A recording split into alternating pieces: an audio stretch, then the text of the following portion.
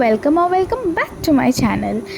তো আজকে আমি আবার দেখাচ্ছি একটা ইলিশ মাছের রেসিপি। না কচু পাতা কাটা দেখে ভেবো না যে চিংড়ি মাছ রান্না হচ্ছে, আমরা ইলিশ মাছই রান্না করব। অনেক তো শুনেছো কচু পাতা চিংড়ি, এবার কচু পাতা ইলিশ বানিয়ে দেখো কেমন লাগে। তো কচু পাতাটা ভালো করে ধুয়ে কেটে নিয়েছে কুচি কুচি করে, আর ওদিকে কিছু মশলা বেটে নিয়েছিল পাটায়, জিরে, লঙ্কা আর একটুখানি ওই সর্ষে, দেখতেই পেলে। তারপরে যে কচু পাতাটা কুচিয়ে রেখেছিল ওইটা মাছের মধ্যে দিয়ে দিল, আর মশলাটা যেটা বাটলো এই মাত্র, আর একটু দিয়ে দিল হলুদ আর নুন।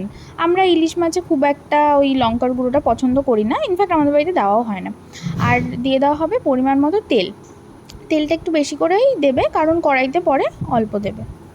আচ্ছা, মিনওয়াইল তোমরা আমাকে কমেন্ট করে জানিও তো যে তোমরা কতজনে এই কচু পাতা দিয়ে ইলিশ মাছের এই প্রিপারেশনটা রান্না করে খেয়েছো। হয়তো এমনভাবে খাওনি, অন্যরকমভাবে কচু পাতা দিয়ে তোমরা খেয়েছো, কারা কারা আমাকে জানিও, আর কেমন লেগেছে সেটাও জানিও।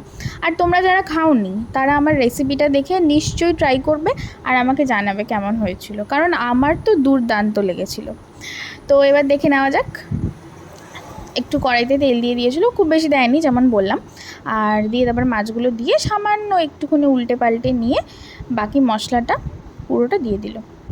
এই রান্নাটা আমাদের বাড়িতে মোটামুটি এই নিয়ে সেকেন্ড টাইম হচ্ছে, কারণ কচু পাতাটা না খুব একটা পাওয়া যায় না আমাদের এদিকে। তাও তো আমাদের এদিকে পাওয়া যায়, শহর এলাকাতে তো আরও কম পাওয়া যায় আই গেস।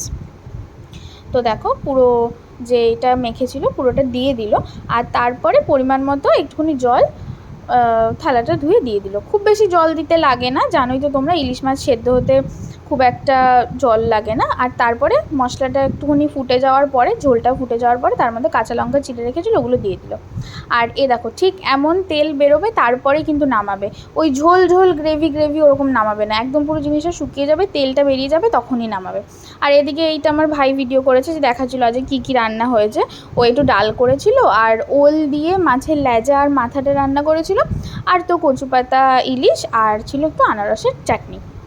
তো আমার প্লেটে তো আমি নিয়ে নিয়েছি, আর জাস্ট আমি মাছটা ভাঙবো। দেখো তোমরা, এতটা মাছটা ফ্রেশ ছিল কি বলবো, বর্ষার ইলিশ কোনো কথাই হবে না, দারুণ ফ্রেশ, মানে বলাই বাহুল্য আর কি।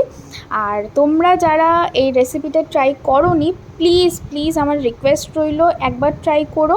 যদি খারাপ লাগে তাহলেও জানিও, আর যদি ভালো লাগে তাহলে তো নিশ্চয়ই আমাকে জানাবে। আর এদিকে আমি খাই আর তোমরা এনজয় করো। টাটা।